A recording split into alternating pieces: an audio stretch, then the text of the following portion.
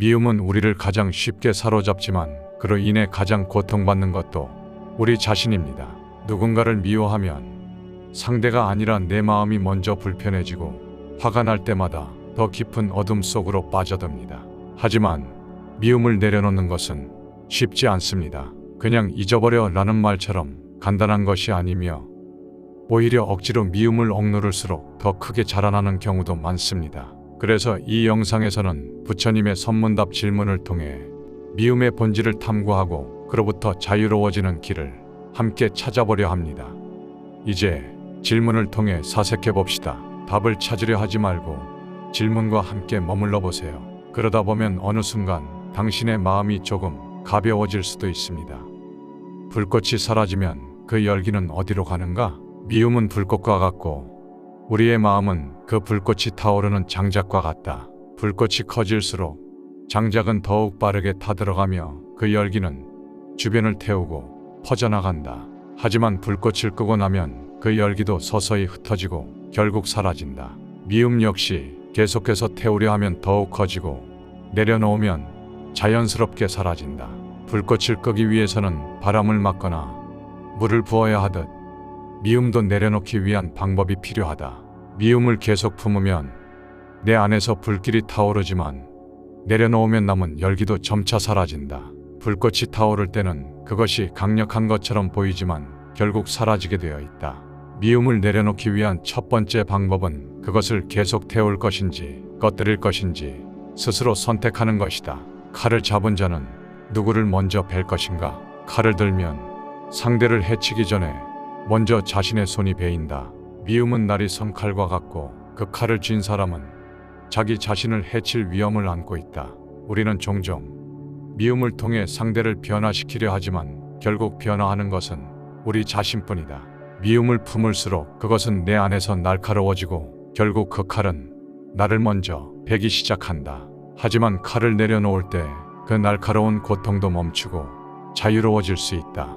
내가 품은 미움이 결국 누구를 가장 먼저 괴롭게 하고 있는지 깊이 들여다볼 필요가 있다.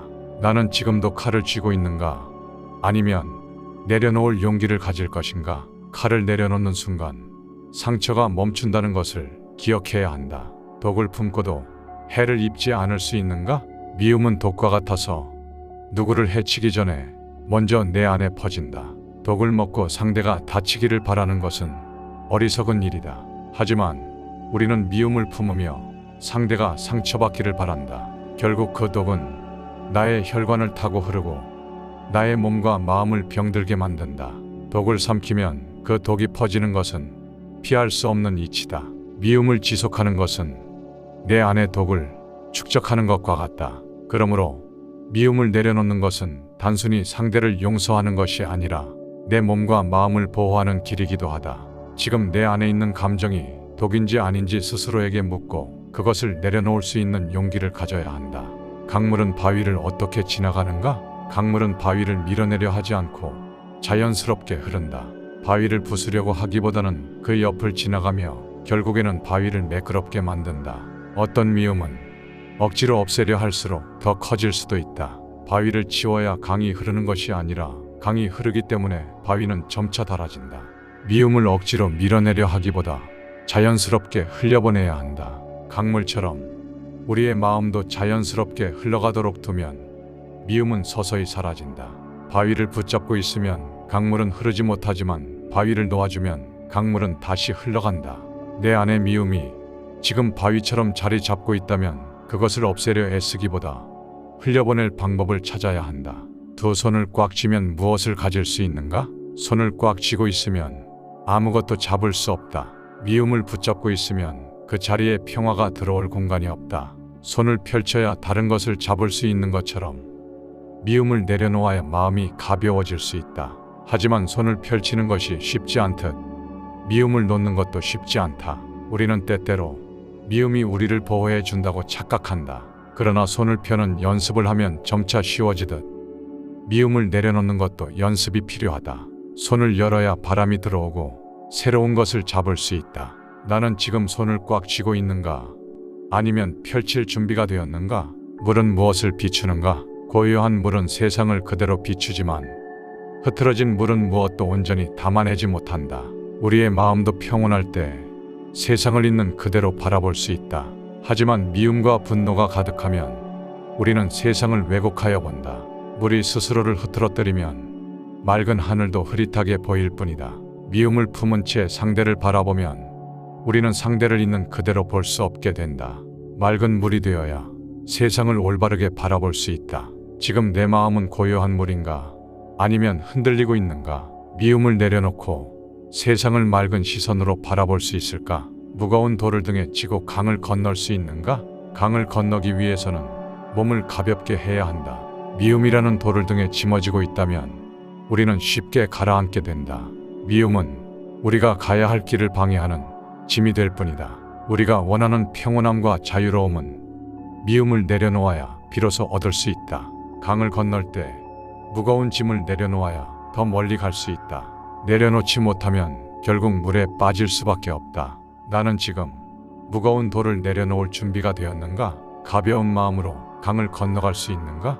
나무는 왜 하늘을 향해 자라는가? 나무는 빛을 향해 자라지만 그 뿌리는 땅을 깊게 파고든다. 미움은 우리의 성장을 방해하는 그림자와 같다. 나무가 햇빛을 받지 못하면 시들어가듯 우리의 마음도 미움에 가려지면 메말라간다. 나무가 자라려면 어둠보다 빛을 향해야 한다.